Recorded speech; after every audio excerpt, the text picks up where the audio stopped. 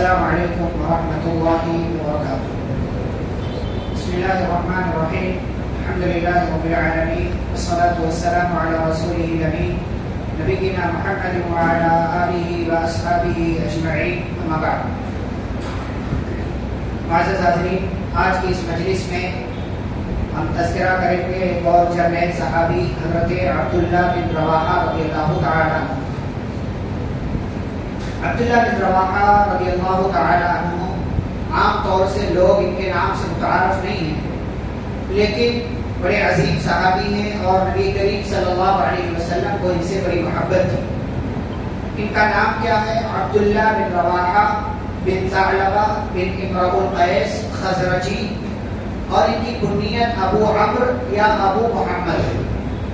مدینہ میں مسلمانوں کے یا اس سے پہلے کہ آپ کہہ لیں دو مشہور قبیلے تھے، اوس اور خزرج. دو مشہور قبیلے تھے اور زمانے جاہلیت میں مدینہ میں اسلام کے آنے سے پہلے ان دونوں قبیلوں میں بڑی خونریز جنگیں ہوا کرتی تھیں، اور یہودی ان جنگوں میں آگ بھڑکانے کا کام کرتے تھے، مال بھی سپلائی کرتے تھے اور جو ہے سازشیں کرتے تھے. اور ان دونوں قبیلوں کو کبھی ایک ہونے ان لوگوں نے نہیں دیا، بلکہ اسلام کے بعد بھی ان لوگوں نے یہ چاہا کہ یہ دونوں ایک نہ رہیں، لیکن نبی صلی اللہ علیہ وسلم کی موجودگی سے یہودیوں کی چال ناکام ہوئی. تو اسی ایک قبیلے خزرج سے تھے حضرت عبداللہ بن رواحہ رضی اللہ تعالی عنہ. ان کے والد کا نام کیا ہے؟ رواحہ بن ثعلبہ، جیسا کہ آپ نے جانا، اور ماں کا نام ہے کبشہ بنت واقد. ان کی ماں اور ان کے والد دونوں ایک ہی خاندان سے تھے، بنو حارث سے، اور پھر وہ قبیلہ اس کا خزرج قبیلہ ہے.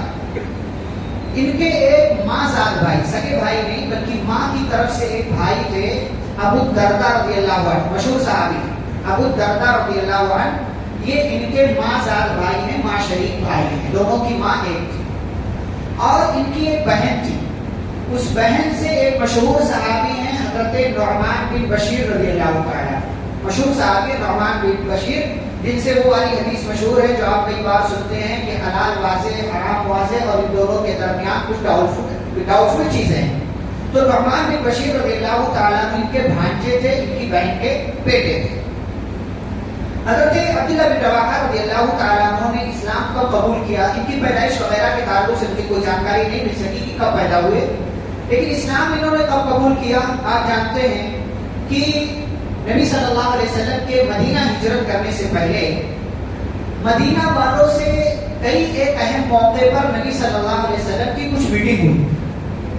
اس میں سے ایک پہلی جو میٹنگ ہوئی حج کے موقع سے 6 لوگوں سے آپ صلی اللہ علیہ وسلم نے ملاقات کی.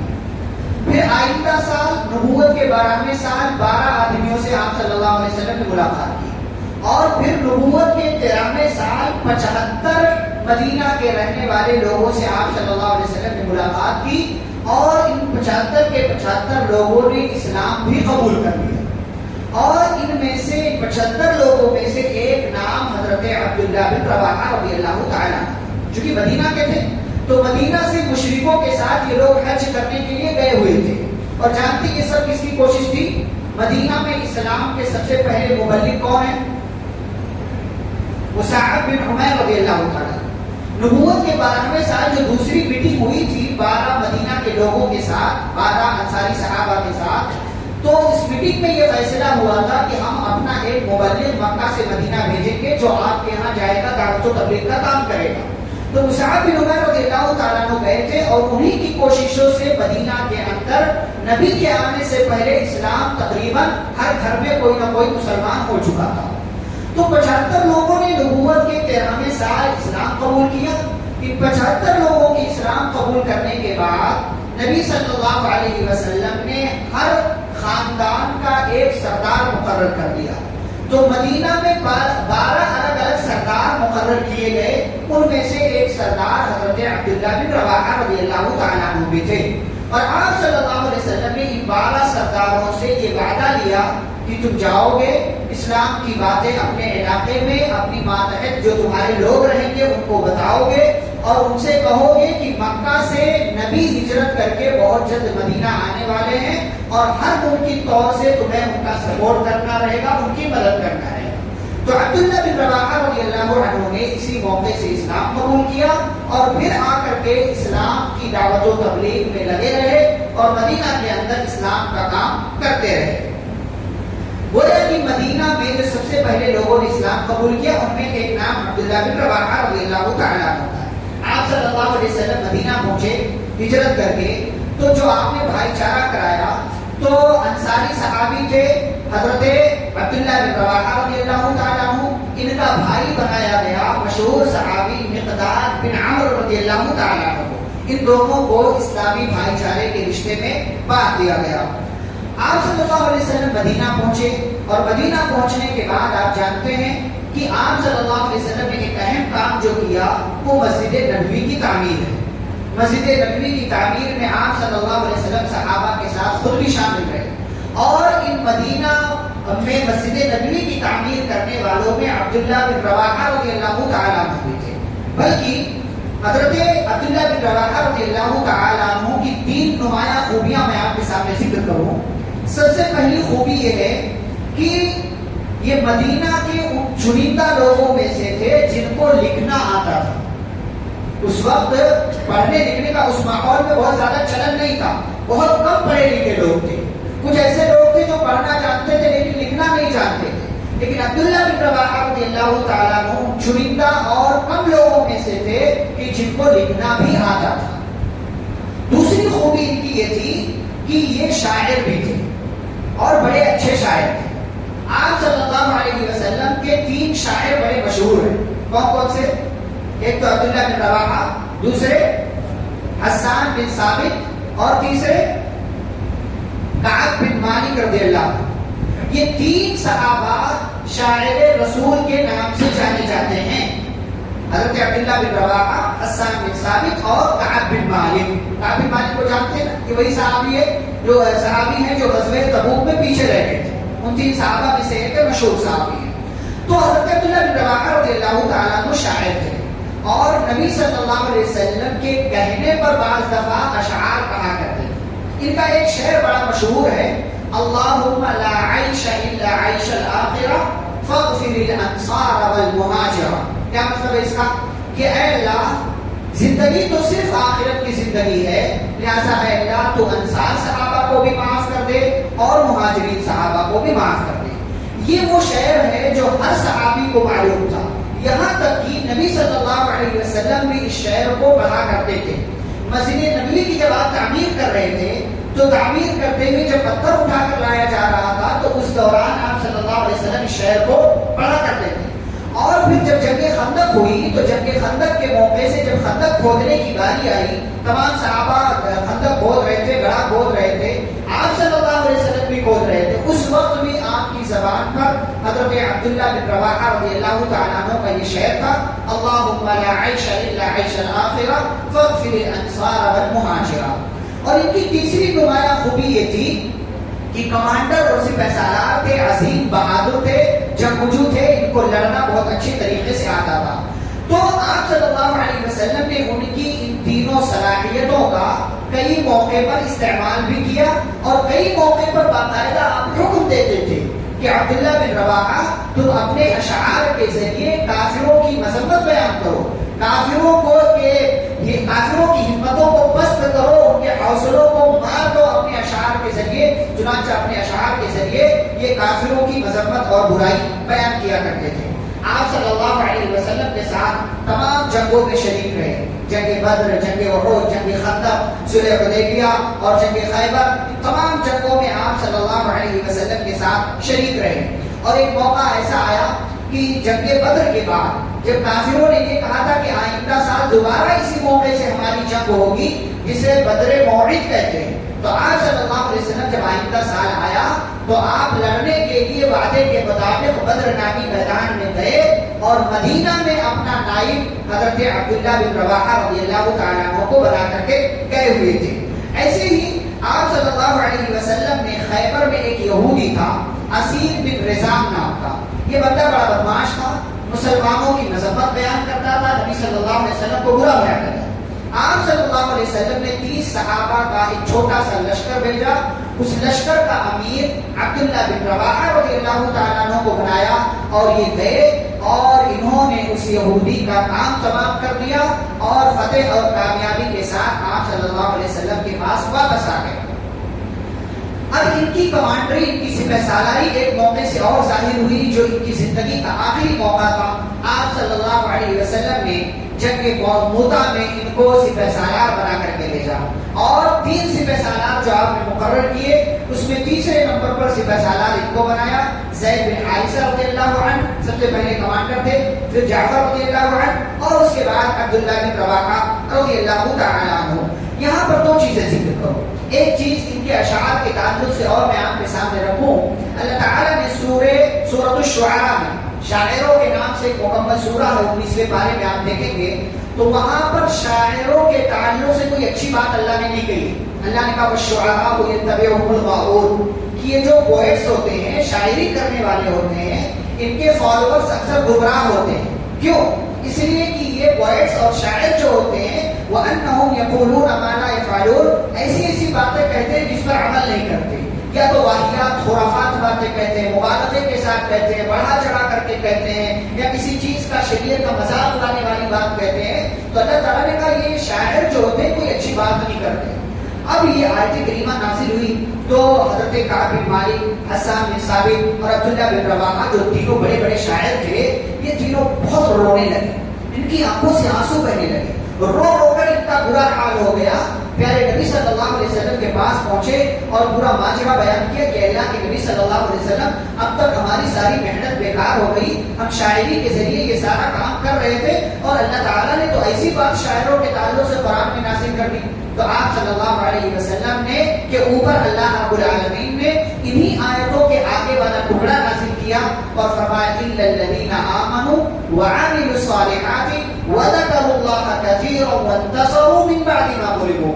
کہا ہاں وہ شاعر اچھے شاعر ہیں جو ایمان والے ہیں، وہ شاعر اچھے شاعر ہیں جو نیک عمل کرنے والے ہیں، وہ شاعر اچھے شاعر ہیں جو اللہ کا ذکر کرنے والے ہیں، وہ شاعر اچھے شاعر ہیں جو اپنی شاعری کے ذریعے اسلام کی، مسلمانوں کی مدد کرتے ہیں اور اپنے اشعار میں گمراہیاں نہیں پھیلاتے بلکہ دین کے مطابق بات کرتے ہیں، اللہ اور اس کے رسول صلی اللہ علیہ وسلم کے مطابق بات کرتے ہیں۔ ایسے شعراء کی مذمت اور برائی اللہ نے بیان نہیں کی ہے بلکہ ایسے شاعروں کی اللہ نے تعریف کی ہے، تب جا کر کے یہ تینوں خوش ہوئے اور دوبارہ سے اپنے اشعار کے ذریعے نبی کی، مسلمانوں کی اور دین کی مدد کرنے لگے۔ یہ بات ہوئی ان کی شاعری کے تعلق سے۔ اب جب جنگ موتا میں صحابہ روانہ ہوئے تو جیسا کہ میں نے کہا تھا کہ مسلمانوں کی تعداد کتنی تھی؟ 3000۔ مسلمانوں کی تعداد کتنی تھی؟ 3000۔ اب جب یہ لوگ مدینہ سے نکلے نبی صلی اللہ علیہ وسلم کے حکم کے مطابق تو ان کو معلوم نہیں تھا کہ کتنی بڑی تعداد ہے وہاں سامنے رومیوں کی، عیسائیوں کی۔ نکل پڑے، کوئی تعداد ہوگی کسی رومیوں سے جنگ کرنا، چلو چلتے ہیں۔ لیکن جب موتا نامی مقام پر پہنچے یا راستے ہی میں ابھی تھے تو ان کو خبر ملی کہ 2 لاکھ کا لشکر ہے۔ خبر ملی کہ 2 لاکھ کا رومیوں کا لشکر ہے، 2 لاکھ کے لشکر سے مقابلہ کرنا ہے۔ اب کئی ایک صحابہ جو ہے اکثریت پریشان ہو گئی کہ 2 لاکھ، یہ 3000، اتنی بڑی تعداد کا مقابلہ کیسے کریں گے؟ تو بعض لوگوں نے مشورہ دیا کہ ایسا کرتے ہیں یہیں ٹھہرتے ہیں اور ٹھہرنے کے بعد نبی صلی اللہ علیہ وسلم کو ایک لیٹر لکھتے ہیں، پورے حالات سے آگاہ کرتے ہیں کہ ایسا اور ایسا ہے، سامنے 2 لاکھ کا لشکر ہے، آپ کیا آرڈر دیتے ہیں؟ ہم یہی ٹھہرتے ہیں جب تک کہ نبی صلی اللہ علیہ وسلم کا اگلا آرڈر نہ آ جائے اور آپ کوئی بات کسی چیز کا ہمیں حکم نہ دیں، نبی جو حکم دیں گے ہم اس پر عمل کر لیں گے۔ کسی نے مشورہ دیا، لیکن اسی موقع سے عبداللہ بن رواحہ رضی اللہ تعالیٰ عنہ کھڑے ہوئے اور کھڑے ہونے کے بعد انہوں نے کہا لوگو تم گھبراتے کیوں ہو؟ تم گھبراتے کیوں ہو؟ جنت تمہارا انتظار کر رہی ہے، ہمارا ٹارگٹ، ہمارا مقصد تو شہادت حاصل کرنا ہے، یہ اللہ تعالیٰ نے موقع دیا۔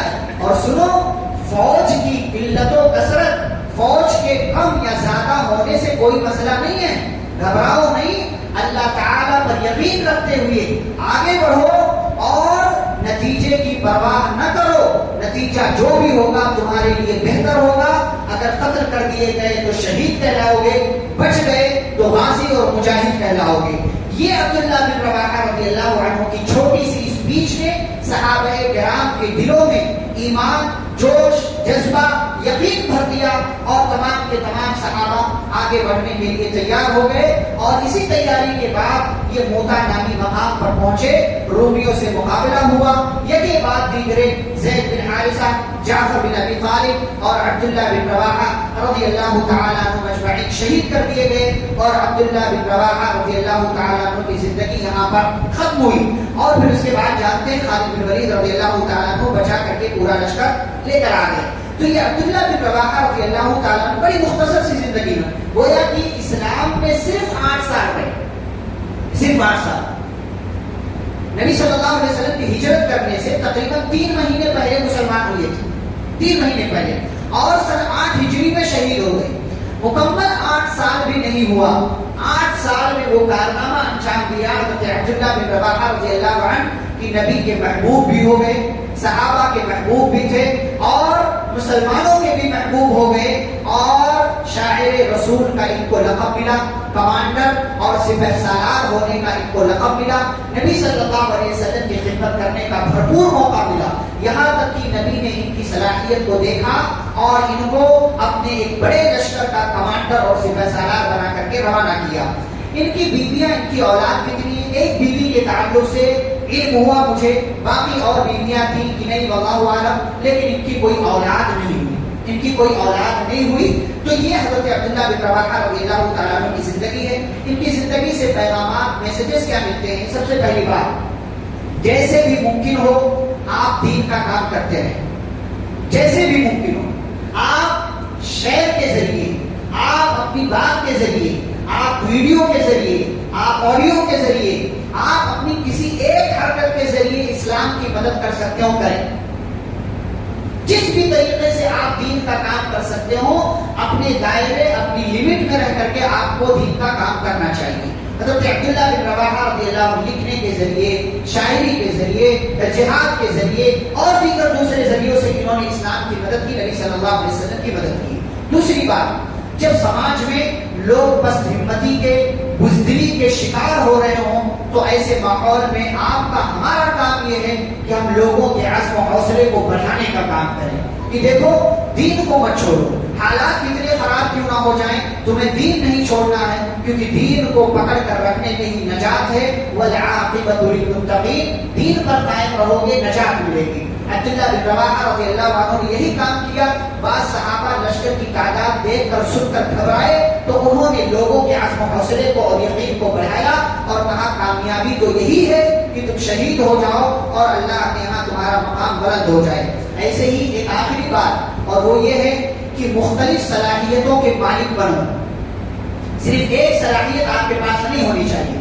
مختلف صلاحیتوں کے مالک بنو اور اپنی ہر ایک صلاحیت کے ذریعے اسلام کا، مسلمانوں کا، دین کا، اللہ کا، رسول صلی اللہ علیہ وسلم کا فائدہ کرو اور دین کو فائدہ پہنچاؤ.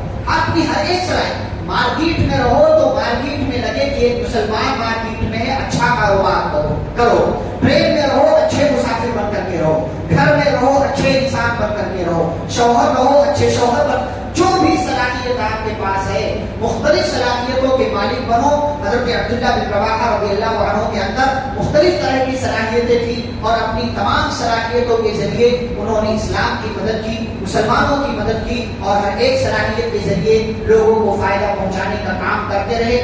آپ کے پاس جتنی صلاحیت ہوگی اس کا جتنا صحیح استعمال کریں گے اتنا ہی مسلمانوں کا، آپ کے علاقے کا، دین کا اور دین کے ماننے والوں کا فائدہ ہوگا.